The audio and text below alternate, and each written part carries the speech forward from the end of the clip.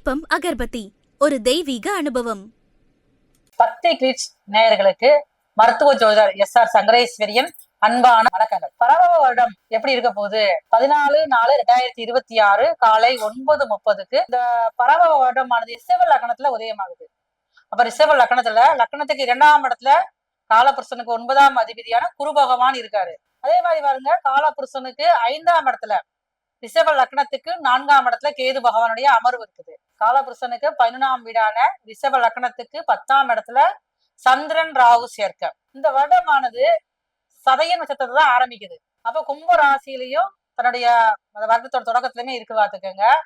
காலபுருஷனுக்கு 12ஆம் இடமான மீனம், ரிஷப லக்னத்துக்கு 11ஆம் இடமான மீனத்துல செவ்வாய் சனி புதன் சேர்க்கை. காலபுருஷனுக்கு முதல் வீடான மேசமும் ரிஷப லக்னத்துக்கு 12ஆம் வீடான மேசத்திலையும் சூரியன் சுக்கிரன் சேர்க்கை. இந்த வருடம் ஆரம்பத்துல பாருங்க, சித்திரை மாசம் 1ஆம் தேதி காலையில அனைவருமே முக்கணியான மா பலா வாழை, அதுக்கப்புறம் பாத்துங்க கண்ணாடி, பணம், வாசனையான மலர்கள் வச்சு நம்ம ஒரு தாம்பாளத்துல வச்சு நம்ம அதை எல்லாருமே நம்மளுடைய பார்வை படுற மாதிரி வச்சு இருந்தீங்கன்னா இந்த வருடம் முழுவதும் நல்ல ஒரு தொடக்கத்துக்கு அறிகுறியாக காணப்படும். இப்போ உங்களுடைய ராசிக்கு எந்த மாதிரி பலன்கள் நடக்க இருக்குது அப்படிங்கிறத நம்ம ஒவ்வொரு வீடியோலையும் பார்க்க போறோம். வாங்க வீடியோக்குள்ள போகலாம். அன்பான ரிஷபராசி நேயர்களே, இந்த புதிய வருடம் பராபவ வருடமானது உங்களுக்கு மிகப்பெரிய உறுதியான மனப்பான்மையை கொடுக்கும் வருடமாக இருக்கும்.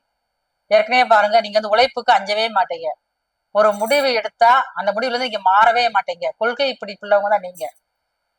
ஆனா அந்த வருடத்துல அதுவே உங்களுக்கு சில இடங்கள்ல மைனஸா இருக்கும். அப்ப யாருமே திடீர்னு ஒரு நம்பிக்கை வச்சிருப்பீங்க. அந்த நம்பிக்கையை மாற்றினாத்தான் உங்க வாழ்க்கையில ஒரு முன்னேற்றம் வரும்னா அந்த நம்பிக்கையை நீங்க மாற்றவும் மாட்டீங்க. இப்படியாவது உங்களோட லைஃப் போய்கிட்டே இருக்கும். அப்ப இந்த வருடம் ஆரம்பத்துல இருந்து கடைசி வரைக்கும் நீங்க யாரு மேல நம்பிக்கை வச்சிருக்கீங்களோ அவங்க மேல உங்களுக்கு சின்னதாக அதிருப்தி வெளிப்படும்.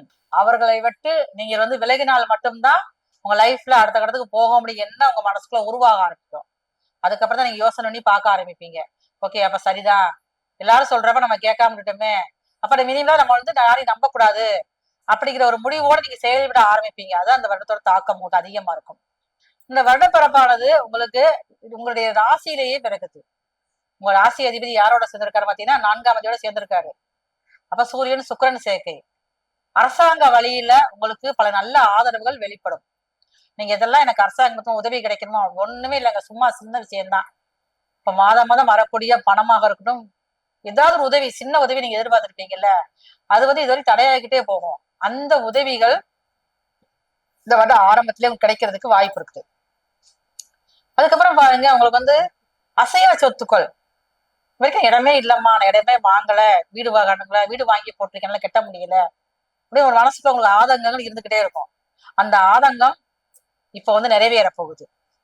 அதுவும் கூட யார் மூலமா? உங்களுடைய தாயார் மூலமாக, உங்களுடைய தாயார் வழி சொத்துக்களால உங்களுக்கு லாபங்கள் அதிகமா அனுபவிக்கக்கூடிய வருடமாகத்தான் இந்த வருடம் இருக்குது. உங்களால் முடிந்த அளவுக்கு உங்களுடைய முயற்சிகள்ல அதிகமான ஒரு கண்ணோட்டம் வேணும். அதிகமா நீங்க முயற்சி எடுக்கணும். எடுத்தா மட்டும் தான் முடியும். கலந்த பிரச்சனை எனக்கு அதிகமா இருக்கு, எப்படி அதை தீர்க்க போறேன் அப்படின்னு நினைச்சு மனசுக்குள்ள ஒரு பயம் இருந்துகிட்டே இருக்கும். அதுக்கெல்லாம் ஒரு சரியான காலமாகத்தான் இந்த வருடம் கடன் பிரச்சனைகள் முழுவதுமாக குறைஞ்சு புதியதாக சொத்து சேர்க்கை ஏற்படும். இது வரைக்கும் குழந்தை பாக்கியம் இல்லை அப்படின்னு சொல்ற உங்களுக்கு, ரிஷபராசிக்காரர்களுக்கு இந்த வருடம் அதற்குண்டான வாய்ப்புகள் அதிகரிக்கும். கணவன் மனைவிக்குள்ள ஒற்றுமைகள் அதிகரிக்கும்.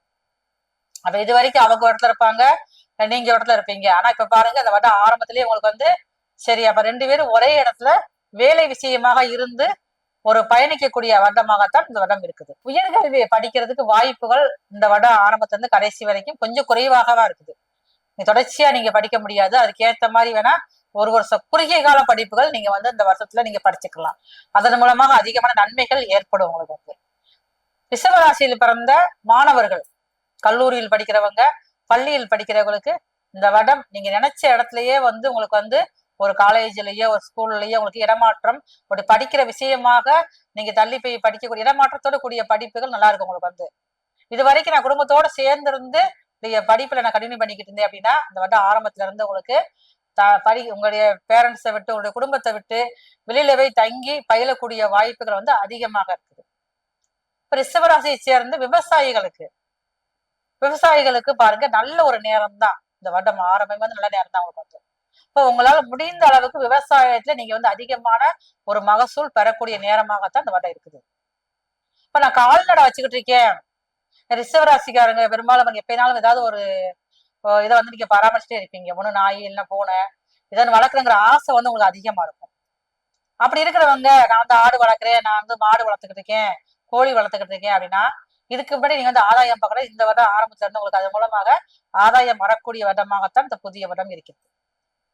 இப்ப நீங்க உங்களால முடிந்த அளவுக்கு நீங்க வந்து உங்க பக்கத்துல இருக்கிறவங்க கிட்ட கொஞ்சம் சண்டை சச்சரவு இல்லாம நீங்க சகசமா நீங்க வந்து பேசணும். அப்ப இது வரைக்கும் உங்களுடைய பேச்சுல வந்து ஒரு வெறுப்பு இருந்திருக்கும். இப்ப உங்களுடைய பேச்சை நீங்க வந்து இனிமையாக நீங்க மாற்றினால் மட்டும்தான் உங்களால வந்து இந்த வருடம் முழுவதுமே வந்து ஒரு நிம்மதியான வருடமாக இருக்க முடியும். உங்களால முடிந்த அளவு இந்த வருடம் முழுவதுமே வந்து ஸ்ரீரங்கத்தில் இருக்கக்கூடிய பெருமாளை வெள்ளிக்கிழமை அன்னைக்கு போய் காலையில பிரம்ம முகூர்த்தத்துல போய் பிரம்ம முகூர்த்த பூஜையை பார்த்துட்டு அங்க இருக்கக்கூடிய ராமானுஜரையே வழிபாடு செஞ்சுட்டு வந்தீங்கன்னா இந்த வருடம் முழுவதுமே உங்களுக்கு வந்து சிறப்பான ஆண்டாக இருக்கும்.